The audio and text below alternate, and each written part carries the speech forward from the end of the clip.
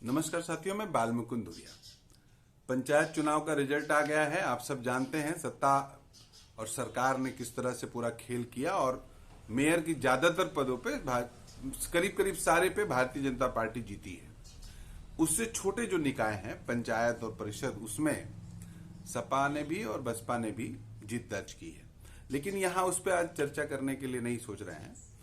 अंबेडकर नगर जो फैजाबाद अयोध्या से बगल का जिला है, वहां पर एक नगर पंचायत है इल्फातगंज। इल्फातगंज नगर पंचायत में परिणाम के दिन 13 तारीख को योगी जी की पुलिस ने 1000 लोगों पे मुकदमा लिखा और जो मुकदमा लिखा उसमें समाजवादी पार्टी के राष्ट्रीय महासचिव लालजी वर्मा जी को भी नामजद किया है।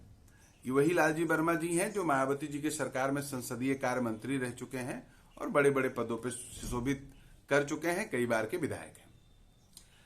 अब ये ऐसे ही हो गया, प्रशासन ने रूटीन में कार्रवाई कर दी, ये बात समझ के परे है। ब्रिजभूषण शरण सिंह को अभी तक पास्को में गिरफ्तारी नहीं हुई है, मुकदमा भी हाईकोर्ट के कहने पे लिखा गया। तो मुकदमा ऐसे ही हो गया, ये आप भी जानते हैं संभव नहीं है। तो क्यों हुआ मुकदमा? 1000 लोगों को नामजद बनाया गया, 1000 लोगों को गैर नाम किया गया, 25 लोगों को नामजद बनाया गया। 25 लोगों में एक लालजी वर्मा जी के अलावा बाकी जो 24 लोग हैं वो सब मुस्लिम समाज के लोग हैं। समा परवीन जो वहां पर पंचायत का चुनाव जीती हैं, उनके पति हैं इरफान अहमद जी।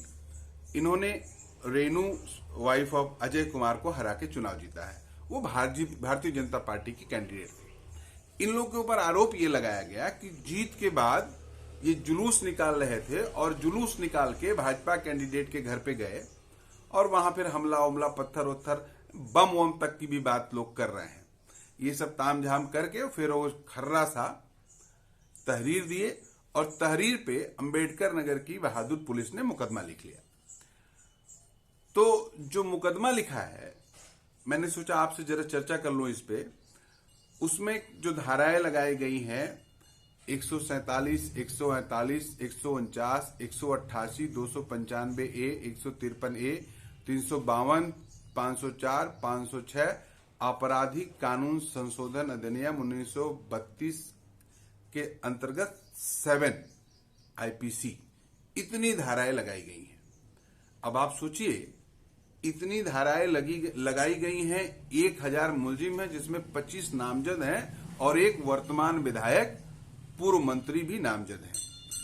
तो ये जो धाराएं लगाई गई हैं, अमूमन तो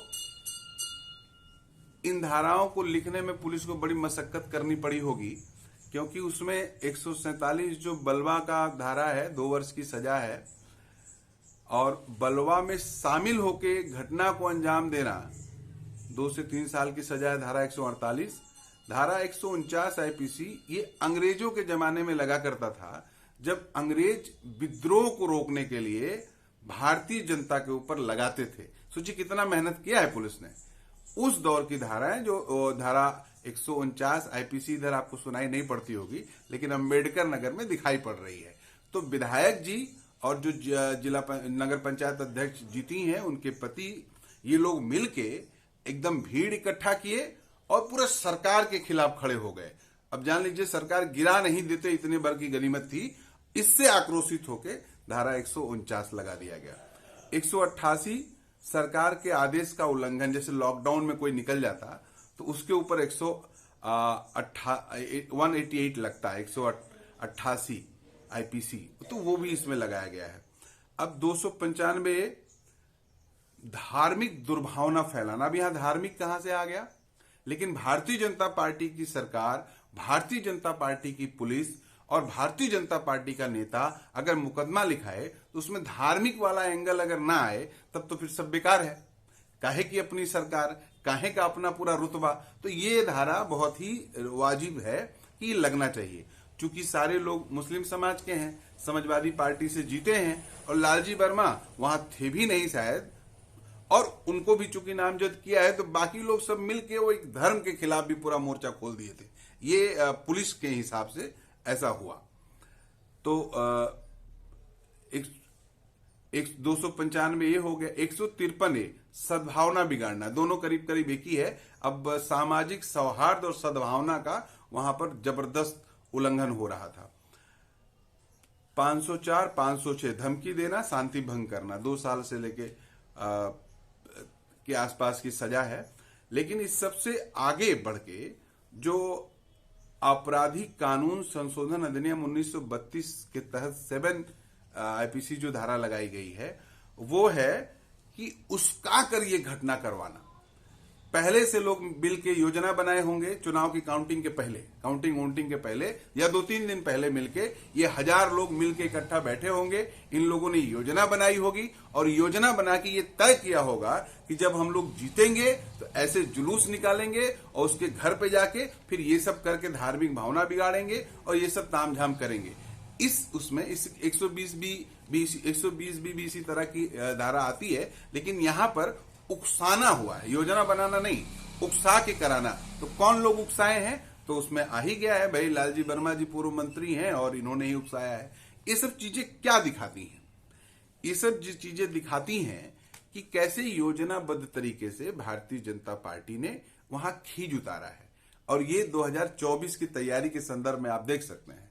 अंबेडकर नगर में वैसे भी हल्ला चर्चा है कि इस बार समाजवादी पार्टी से माननीय श्री लालजी वर्मा जी लोकसभा के उम्मीदवार हो सकते हैं अंबेडकर नगर के। तो जो कॉम्बिनेशन बैठ रहा है उसमें ऐसा बैठ रहा है कि अगर लालजी वर्मा जी उम्मीदवार होते हैं तो करीब करीब ये सीट समाजवादी पार्टी के खाते में चली जाएगी। तो कैसे करके किसी भी बहाने डिस्क्रेडिट किया जाए, कानूनी शिकंजे में फंसाया जाए, डोमनाइज किया जाए, उनको मानसिक उत्पीड़ित किया जाए और वो जमात जो सपा को वोट देती है उसका भी इलाज किया जाए, ये सारा काम अंबेडकर नगर का प्रशासन कर रहा है। वहीं पर बगल में जहांगीरगंज में जो लोग जीते हैं, चूंकि भाजपा थे तो डीजे उजे लगा के जुलूस निकाले, तो कोई मतलब नहीं है। कोई कुछ करे, भारतीय जनता पार्टी वाले कुछ करें तो अंबेडकर नगर का प्रशासन उनका कार्यकर्ता बनके उनके एक्टिविटीज में मगन होता है, मजा लेता है।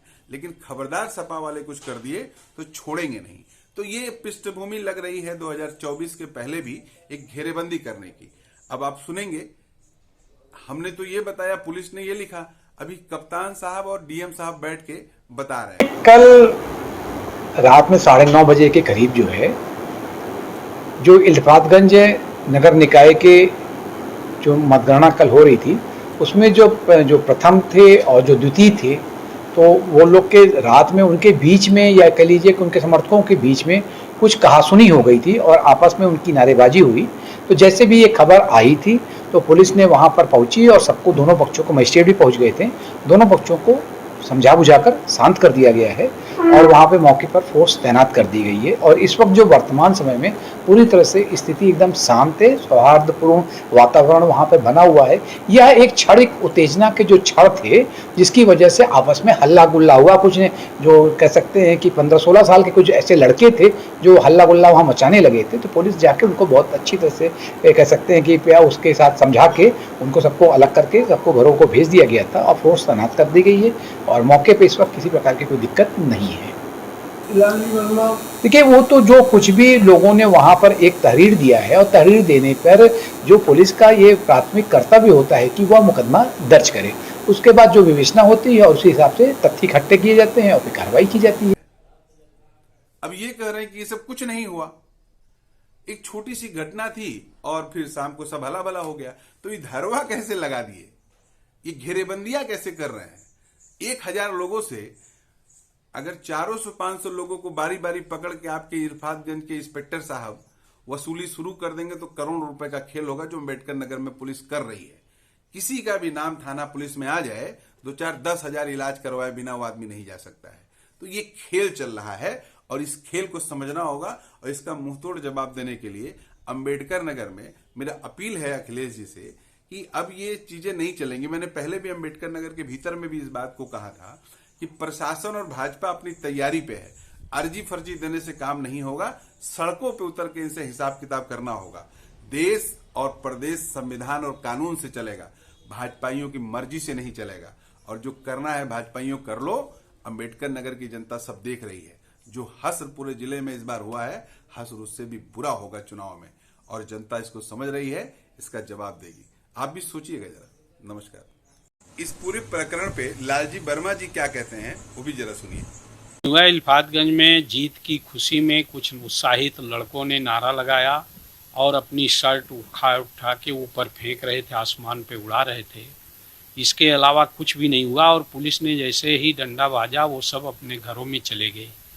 लेकिन उसके बाद जिस तरह से भारतीय जनता पार्टी के कुछ नेता, श्री अवधेश द्विवेदी जैसे नेता प्लस अजय मोदी जो चुनाव लड़ा था उसकी पत्नी, इन लोगों ने मनगढ़ंत ढंग से लोगों को उत्तेजित करने का काम किया और अनावश्यक दबाव डालकर फर्जी मुकदमा लिखाने का काम किया गया जिसका कोई मतलब नहीं है। इस तरह से नाजायज अपने हार की खिसियाहट निकालने के लिए उन लोगों को टारगेट बना रहे हैं जिन लोगों ने समाजवादी पार्टी के लिए काम किया है। अब वही अपनी प्रतिद्वंदिता 2 बार मुझसे वो चुनाव हारे और वो स्वयं तो कुछ कर नहीं पाए, तो खिसियाहट में अजय मोदी को मोहरा बनाकर उन्होंने FIR लिखाने का काम किया। नहीं, बड़े पैमाने पर विशेषकर बसखारी में भारतीय जनता पार्टी के उम्मीदवार जीते, डीजे सहित और नारा लगाते हुए टांडा से जुलूस पूरे बसखारी होते हुए किचौछा गया। उसके बाद भी वहाँ पर कोई मुकदमा न दर्ज हुआ, न उन लोगों के खिलाफ कोई कार्रवाई की गई।